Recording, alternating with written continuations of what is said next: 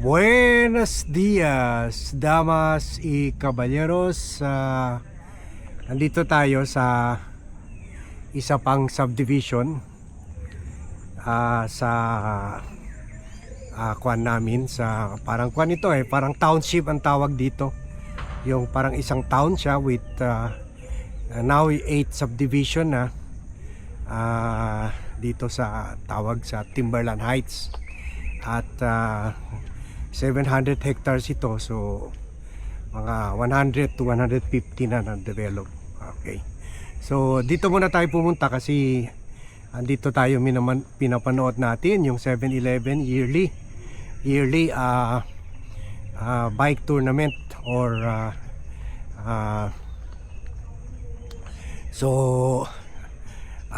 sa mga 1,000 almost 2,000 participants plus kasi ito kasing lugar namin parang tinatawag nila dahil malaki siya, 700 hectares, tinatawag nila bike capital of the Philippines. Okay, so yun lang, on the downside puro mapuno ito doon, pero ngayon syempre obviously wala na. So punta tayo dyan sa topic ni Ann Curtis kasi parang pinopolitika na ng mga DDS. Ngayon nag-engage na sila kasi napahiya sila sa nangyari sa idol nila, si Congressman Quezon City, Congressman Bong Suntay, at dahil nasira si Bong sa issue na yan nung sinabi niya na may pinagnanasahan niya si Ann Curtis, pero desire lang daw yun, kaya ganun rin daw yung death threat ni Sara Duterte. So pumalag naman ito si Ann Curtis, sabi niya what are you thinking, ganon. Ngayon nga nag-apologize yung si Suntay, pero hindi pa rin niya tinanggap yung apology. So ngayon nagagalit pati sila Attorney Topacio, Ferdinand Topacio, na bakit daw, sabi ng mga DDS, kung yumaman ka sa pag-display ng mukha mo, ang katawan mo sa media, sa movies at sa social media, bakit ka pumapalag ngayon na may nagsabi na pinagnanasahan ka, ganon. So ngayon they are engaging in victim shaming. Nagagalit pa nga sila, bakit daw, good morning, bakit daw napunta yung issue from the 18 Marines na inintroduce ni Bong Suntay, morning. Yung 18 Marines na issue na expose ng 18 Marines, fake expose ng fake Marines, Marintes, na bakit daw imbes napunta yung issue doon sa Marintes, bakit daw napunta kay Ann Curtis. So sabi nila parang hinijack daw na gaslight daw. Talong-talo sila din diyan sa argumento, kaya iyak sila sa issue na yan dahil bugbog sarado yung idol nila. Kahit hindi naman pumutok yung issue ni Ann Curtis, semplang pa rin si Bong Suntay kasi kung maalala natin, kinat kaagad ni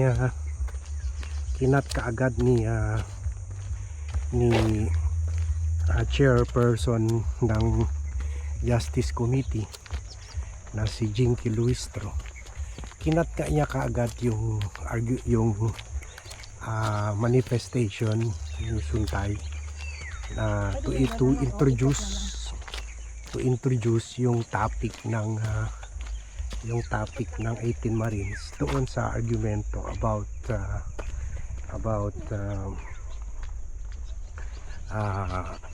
impeachment ni Sara Duterte. Na sinabi nga ni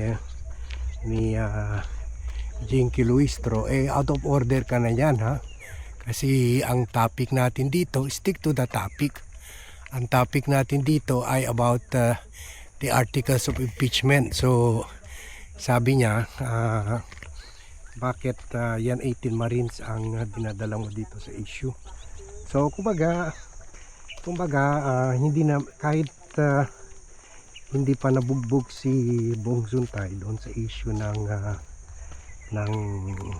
ni Ann Curtis, wala pa rin, bokya pa rin, kumbaga failed attempt pa rin yun ni Bong Suntay to gusto niya kasi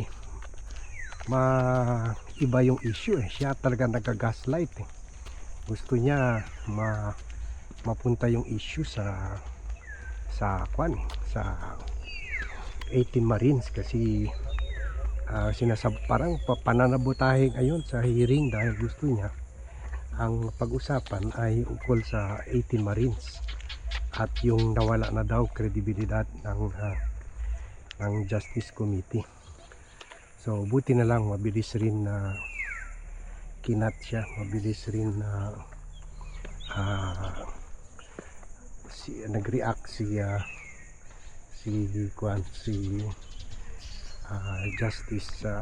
Justice Committee Chair Jinky Luistro at sinabihan siya na hindi yun parte ng articles of impeachment at dapat pag-usapan yun sa next so other venue or other committee hearings. So yan kaya semplang siya so yun ngayon dahil semplang si Suntay at yung idol rin nila si BFF na si Rufus Rodriguez ay nilaglag rin sila. Ngayon naghahanap sila para tao para sisihin at kawawa naman si Ann Curtis ang sinisisi nila ngayon. So nakikita nyo talaga yung anong klaseng utak meron yung mga DDS ngayon victim shaming sila. Yung sino pang biktima, yun pang inaaway nila, sino pang biktima, yun pa ang sinasabi nila may kasalanan. So ganyan din mga nangyayari sa mga rape cases parang sinasabi na rin nila kasalanan ng mga na-rape mga kasalanan yung mga rape victims kasi ganyan yung sinasabi ng mga rape victims na nagsuot kasi siya ng shorts na kaya pinagnanasahan ko siya. Parati yan nagsusuot ng shorts, parati yan nagsusuot ng nightie ng bikini, gano'n. So tingnan mo talaga nila ang sinasamba nila na presidente, siguro pinakamanyakis na presidente sa buong sa history ng Pilipinas, and yet ngayon inaatake nila yung mga biktima, nagbi-victim shaming sila. So shame on you shame on you, grabe talaga kayo. Lahat na lang ginagawa nyo para isalba yung sira ng reputasyon at sira ng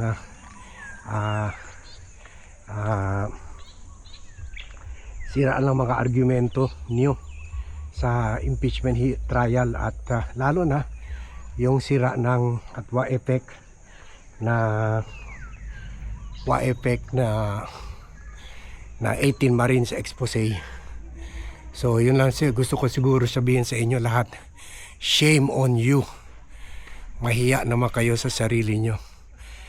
Yung mga nagbi-victim shaming, mga babae pa ng mga DDS mga babae na vlogger, sana hindi kayo ma-rape, hindi kayo one day hindi kayo mamolestya kasi ngayon sinasabi nyo yung mga biktima pala ang may kasalanan. So yun lang short vlog natin dito sa issue na ito habang naglalakad tayo dito sa 7-Eleven trail competition. Okay, thank you very much everyone for watching and see you in my